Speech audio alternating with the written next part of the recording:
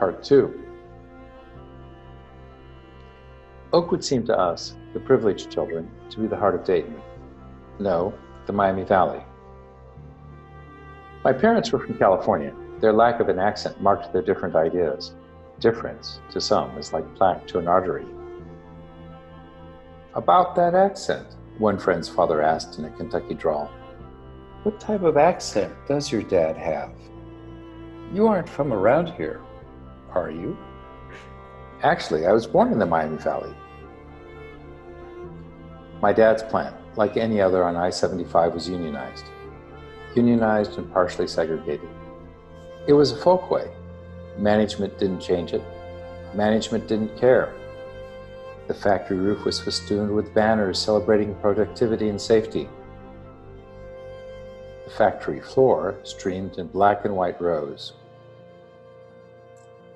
Management, except the Californian, was conservative. Even a California Republican is liberal. Consider Earl Warren.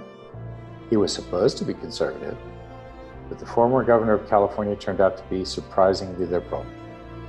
Dad was like Warren. He just wasn't a Supreme Court justice. Unions had strict rules about seniority. But what should one do if, for the first time, a black man is senior? The soft Jim Crow of Southern Ohio whispered, bypass him. Dad didn't. Well, you know what hit the fan.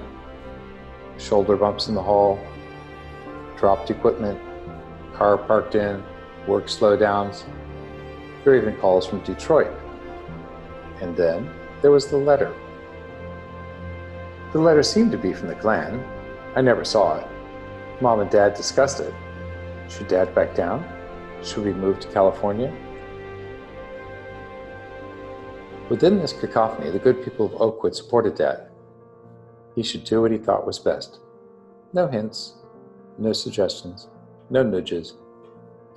Maybe they knew that change was on its way. Dad supported his African-American foreman, but Dad begged his indulgence and tested Detroit's patience.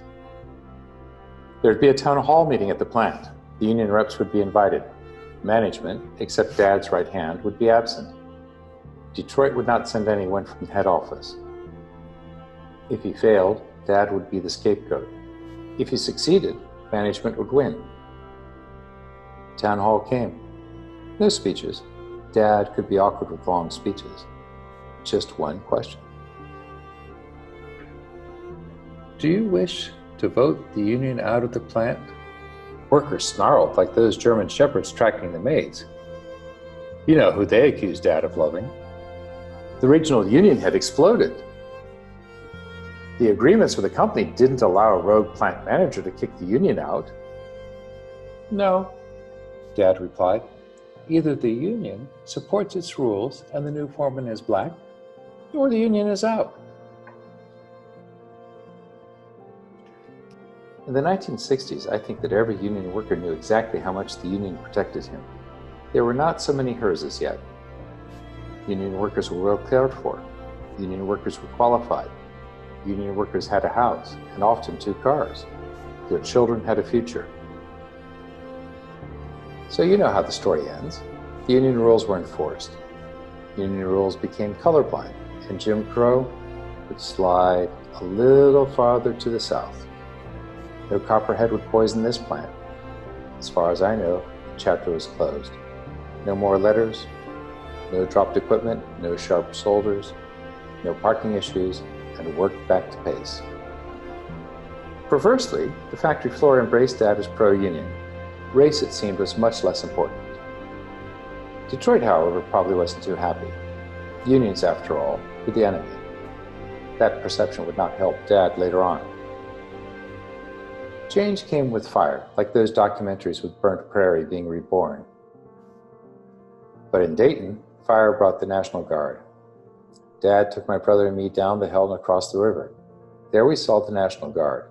They watched the smoldering ghetto, bayonet atop carbine.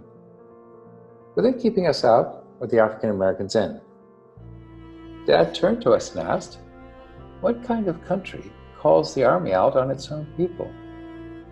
He never answered, We were left until now to ponder, what type of country are we? Dad returned. He went to St. Paul's. He was a vestryman. He and Father Simpson would work on voter registration. They were late. The Black Manifesto had been published. Annie, our maid, quit. "I'm sorry, ma'am. I can't do house servant work for white people anymore." Mom was crushed. Annie, she thought, was as much a friend as a maid. To make sure the message was clear, armed gunmen barricaded themselves in many of Oakwood's churches, including St. Paul's. Doors locked. They read the manifesto and left. Everyone talked about it for a week. Then, nothing. They didn't come back, and Oakwood didn't change very much.